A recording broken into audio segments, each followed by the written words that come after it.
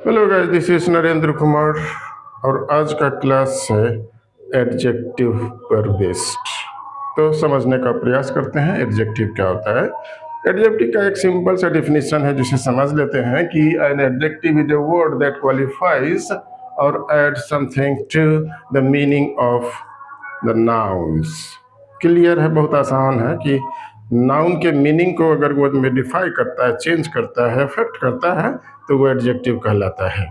आपने पढ़ा होगा कि नाउन्स को मॉडिफाई करने के लिए एडजेक्टिव जो होते हैं उनकी कई रूल्स होते हैं। तो मोटा मोटा आप समझ लें कि एडजेक्टिव के रूल्स क्या क्या हैं। एक एक करके देखने का प्रयास करेंगे, समझने का प्रयास करेंगे। तो पहले देखते हैं कि रूल नंबर वन कहता है कि if two comparatives are used in the same sentence to lay stress on an idea both should be proceeded by the definite article the.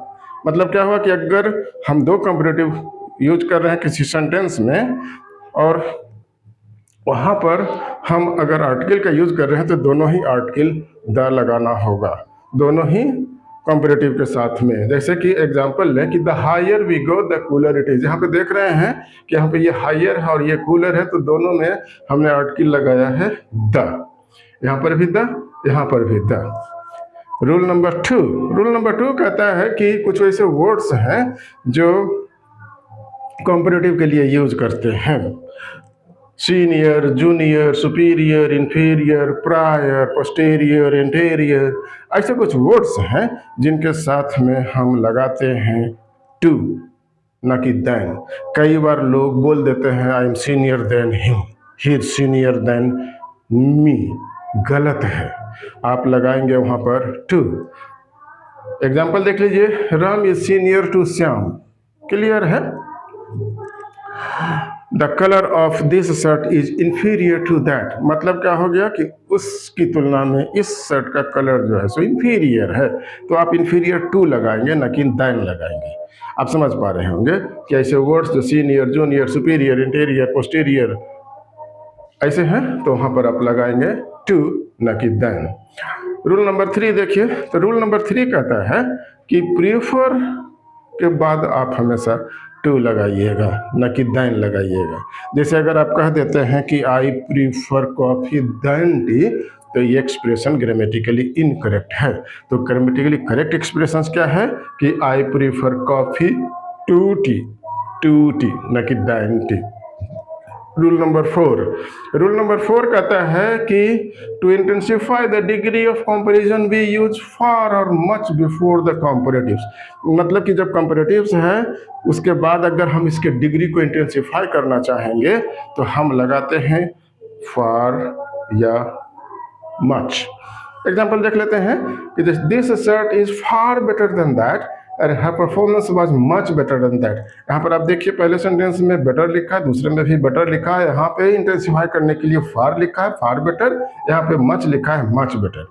तो कई बार स्टूडेंट समझ लेते हैं कि अरे ये तो बेटर ऑलरेडी है, इसमें फार मच ये सब लिखने से गलत हो जाएगा। नहीं होता है गलत, ऐसा एक्सप्रेशन है, वैलिड एक्सप्रेशन है, ग्रामेटिकली करेक्ट है। तो आप इसे गलत ना समझें, इसमें कोई एरर नहीं है। रूल नंबर 5 कहता है कि ए सर्टेन अनदर, ये दो वर्ड्स देखिएगा, ए सर्टेन और अनदर, इन दोनों को हम सिंगुलर में यूज करते हैं। जैसे एग्जांपल देखिए, a certain boy has done this job. मतलब क्या हुआ कि ये सर्टेन है, मतलब ये सिंगुलर है, तो यहाँ पर ए सर्टेन का नाम से बॉय है और हैज है, ये सभी सिंगुलर है।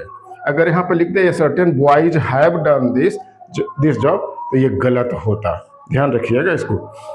आई डोंट लाइक अनदर बुक, अब अगर यहाँ पे लिख देते कि I don't like another books, तब ये गलत हो जाता, क्योंकि अनदर सिंगुलर है और सर्टेन ए सर्टेन सिंगुलर है। तो ध्यान रखिएगा कि ए सर्टेन और अनदर अगर है तो उसको हम सिंगुलर में यूज करेंगे। नेक्स्ट रूल हम देखते हैं, इसी से रिलेटेड है, थोड़ा सा डिफरेंट है। वो डिफरेंट रूल क्या है? रूल नंबर 6 कहता है कि सर्टेन और अदर टेक्स प्लूरल वर्ब। अगर हम किसी सेंटेंस में सर्टेन यूज कर रहे हैं या अदर यूज कर रहे हैं तो वो जो है सो प्लूरल होता है। तो एग्जांपल देख लीजिए, certain boys have done this, यहाँ पर देख लीजिए कि सर्टेन है तो बॉयज है और फिर हैव है, ये प्लूरल है, ये भी प्लूरल है। Other boys have played well, यहाँ पर देखिए अदर है तो ये प्लूरल है, हैव भी प्लूरल है और बॉयज भी प्लूरल है। तो इस ढंग से आप समझ रहे होंगे कि ए सर्टेन अगर है तो वो सिंगुलर है, अनदर है वो सिंगुलर है, अदर है वो प्लूरल है और सर्टेन है वो भी प्लूरल है। इस ढंग से आप क्लियरली समझ लीजिएगा। नेक्स्ट रूल देखते हैं, रूल नंबर 7। सम एडजेक्टिव्स रिमेन अनचेंज इन कंपैरेटिव और सुपरलेटिव डिग्री। ये कुछ ऐसे हैं एडजेक्टिव, जरा देखें इसको। Unique, excellent, perfect, round, circular, spherical, parallel, golden, milky. ये ऐसे वर्ड्स हैं जिनको कि आप मोर या मोस्ट लगा कर और सुपरलेटिव या कंपैरेटिव बनाएं तब एकदम गलत होगा। ये अपने आप में यूनिक है, इसमें कुछ नहीं लगाना है, ना मोर लगाना है ना मोस्ट लगाना है। अगर आप कहते हैं this is most unique doll I have ever seen in my life, गलत है। मोस्ट यूनिक नहीं, यूनिक का मतलब है कि ये मोस्ट यूनिक ऑलरेडी है, इसमें मोस्ट लगाने की जरूरत नहीं है। मतलब this is unique doll that I have seen in my life, ऐसे एक्सप्रेशन सही होगा। अगर कहते हैं कि this road is more parallel to that route, गलत है। पैरेलल का मतलब ही है कि दो लाइन एकदम इक्वल डिस्टेंस पे है तभी पैरेलल है, मोर पैरेलल हो नहीं सकता है। ये अगर कोई लिख रहा है या कहीं पे आप पढ़ रहे हैं या क्वेश्चन में आया है तो मोर पैरेलल गलत है, मोर स्फेरिकल गलत है, मोर राउंड गलत है, मोर मिल्की गलत है, मोर एक्सीलेंट गलत है। आप समझ रहे होंगे कि इसमें मोर या मोस्ट लगाना कि most round ball I have ever seen, this is most round ball, most spherical ball, ना ऐसा नहीं है।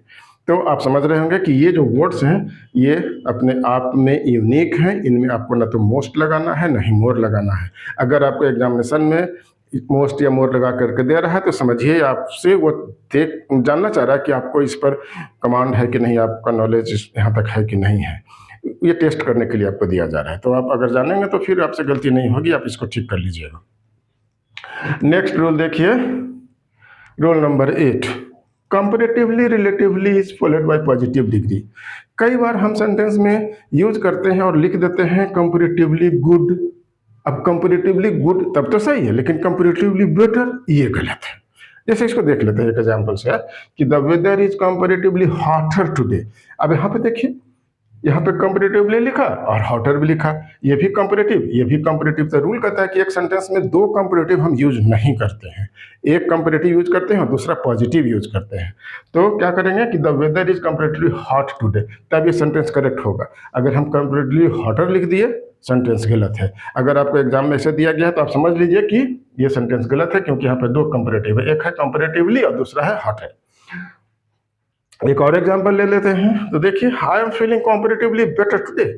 कितना अच्छा लगता है एक्सप्रेशन, लेकिन ये एक्सप्रेशन ग्रामेटिकली इनकरेक्ट है। क्यों इनकरेक्ट है कि यहाँ पे कंपैरेटिवली है, ये बेटर है, दोनों ही कंपैरेटिव हो गया, तो सेंटेंस में तो दो कंपैरेटिव हम लिख दे नहीं है, तो उसी हिसाब से ये गलत है। तो सही क्या होगा, तो I am feeling comparatively well today या comparatively good today.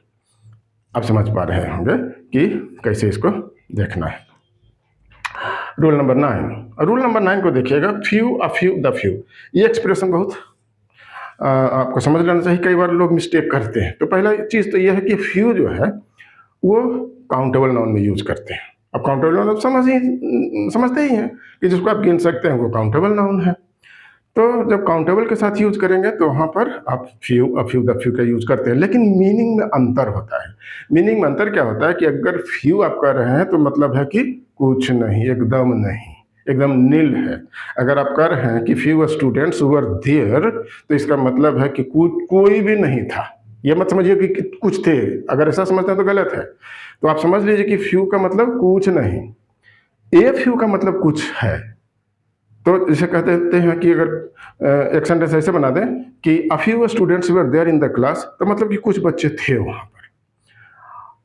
The few और ए फ्यू में क्या फर्क है, तो ए फ्यू का मतलब कुछ, द फ्यू का मतलब जो कुछ, वो सभी को हम कंसीडर कर रहे हैं। फॉर एग्जाम्पल कि the few students that were in the class left immediately. अब क्या मतलब हुआ कि जो बच्चे बचे हुए थे क्लास में वो सभी तुरंत ही चले गए। तो आप समझ रहे होंगे फ्यू का मतलब क्या, कुछ नहीं, ए फ्यू का मतलब कुछ, और द फ्यू का मतलब जो कुछ वो सभी। और ये काउंटेबल नाउन में होता है। इसी से मिलता जुलता जब हम अनकाउंटेबल नाउन की बात करते हैं तो वहाँ पर क्या होता है, लिटिल। अब लिटिल, ए लिटिल और द लिटिल, जैसे few a few the few, उसी ढंग से little, a little, the little. अंतर क्या होता है, तो लिटिल जो है क्वांटिटी बताने के लिए यूज किया जाता है, मतलब अनकाउंटेबल में आप इसको यूज करते हैं। तो लिटिल मिल्क अगर हम कह रहे हैं तो मतलब कोई मिल्क नहीं, कुछ नहीं। अगर हम कह रहे हैं आ लिटिल मिल्क तो मतलब थोड़ा सा दूध, और द लिटिल मिल्क कह रहे हैं तो मतलब जो थोड़ा दूध वो सभी।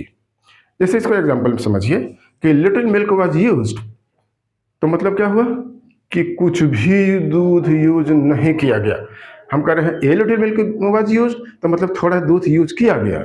और द लिटिल मिल्क का मिल्क हम कह रहे हैं तो कहेंगे कि जो थोड़ा था वो सभी यूज किया। जैसे सेंटेंस को हम देखेंगे कि the little milk that was in the pot was used to prepare tea. अब क्या मतलब हुआ कि जो थोड़ा सा दूध बच रहा था वो सभी चाय बनाने के लिए यूज कर लिया गया। समझ पा रहे हैं? तो आपने क्या क्या देख लिया, एक बार रैप अप कर देते हैं। तो रैप अप करते हैं तो रूल नंबर 1 कह रहा है क्या चीज़ कि अगर दो कॉम्परेटिव है तो दोनों में द लगा देते हैं। अगर हम senior, junior, superior, inferior, prior, posterior, anterior ये मिलता है वहाँ पर हम टू लगाते हैं, न कि दैन लगाते हैं। प्रीफर है उसके बाद हमेशा दैन लगाते हैं, टू लगाते हैं, न कि दैन लगाते हैं। उसके बाद इंटेंसिफाई करने के लिए हम फार या मच का यूज करते हैं। एग्जाम्पल इसका आपने अभी देखा था कि बेटर है, बेटर यहाँ पर, तो फार या मच ये आप यूज करते हैं। फिर हमने क्या देखा कि ए सर्टेन सिंगुलर होता है, अनदर सिंगुलर होता है, उसी ढंग से सर्टेन प्लूरल होता है, अदर प्लूरल होता है। फिर हमने देखा कि कुछ ऐसे वर्ड्स हैं जैसे कि unique, excellent, perfect, round, spherical, parallel, etcetera, ये सब अपने आप में यूनिक है, इसमें आप मोर या मोस्ट नहीं लगाते हैं। फिर हमने क्या देखा कि रिलेटिवली और कंपैरेटिवली के बाद हम कंपैरेटिव डिग्री के वर्ड्स यूज नहीं करते हैं, वेदर हम पॉजिटिव डिग्री यूज करते हैं, जैसे कंपैरेटिवली गुड, कंपैरेटिवली हॉट। तो आप समझ गए। Few, a few, the few, अभी हमने देखा है कि a few, few, the few, ये सब काउंटेबल नाउन में, little, a little, the little uncountable noun. तो इस ढंग से आप पूरा क्लास समझ गए होंगे। मुझे विश्वास है कि आप यहाँ एडजेक्टिव से रिलेटेड अगर कोई क्वेश्चन होगा तो आपसे गलती नहीं होगी। आज का दिन यहीं पर इस क्लास को रैप अप कर रहे हैं। आपका दिन शुभ हो। Thank you.